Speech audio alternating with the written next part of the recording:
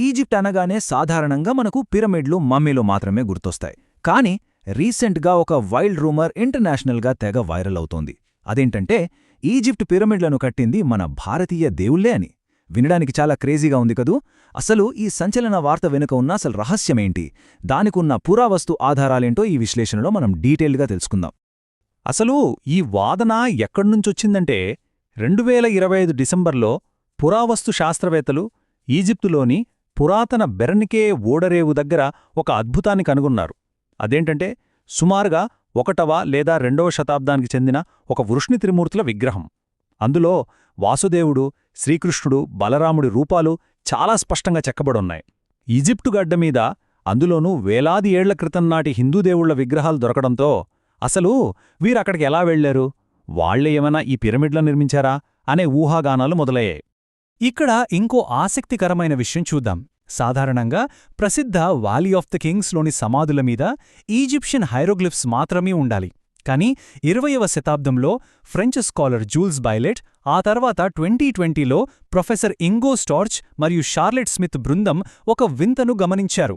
ఆ ఈజిప్ట్ లిపి మధ్యలో వాళ్లు ఏమాత్రం ఊహించని విధంగా మన దక్షిణ భారతదేశానికి చెందిన తమిళ బ్రహ్మి, అలాగే ఉత్తర భారతదేశానికి చెందిన సంస్కృత భాషల శాసనాలను గుర్తించారు. ఇక్కడ మనం గుర్తుపెట్టుకోవాల్సిన ఒక కీలకమైన నెంబర్ 6. అత్యంత ఆధునిక సాంకేతికత, ప్రత్యేకమైన లైటింగ్ పద్ధతులను ఉపయోగించి పరిశోధకులు ఏకంగా 6 వేర్వేరు సమాధుల్లో ఈ భారతీయ రాతలను కనిపెట్టారు. అక్కడ వాళ్లు మొత్తం 20 విభిన్నమైన తమిళ బ్రహ్మి శాసనాలతో పాటు సంస్కృతం మరియు ప్రాకృత భాషల్లోన్న శాసనాలను కూడా చాలా స్పష్టంగా గుర్తించడం జరిగింది.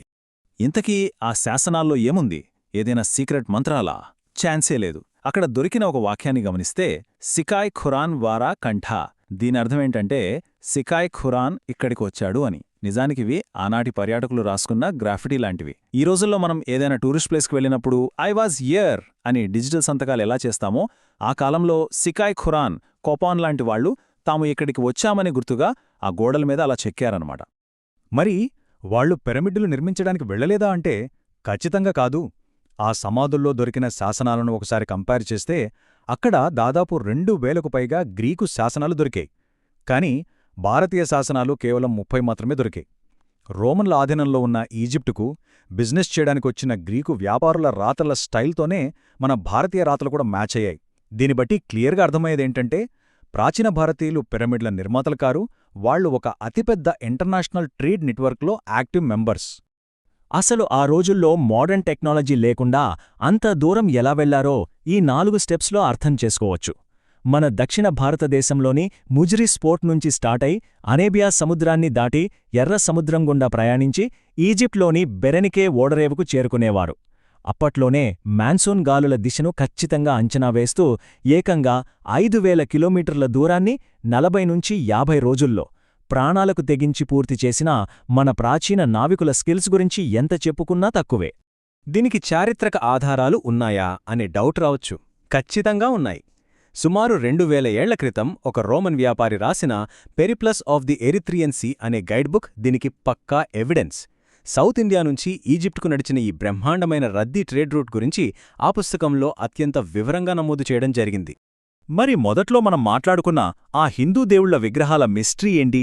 ఆ అసలు కథేంటంటే బెర్నికే చుట్టుపక్కల 1800 ఏళ్ల క్రితమే భారతీయ వ్యాపారులు ఒక పర్మనెంట్ బేస్ని ఏర్పాటు చేసుకున్నారు. అంటే అదొక ఇండో ఈజిప్షియన్ సెటిల్మెంట్ అన్నమాట. వాళ్ళక్కడే నివసించారు, తమ కోసం గుడును కూడా కట్టుకున్నారు.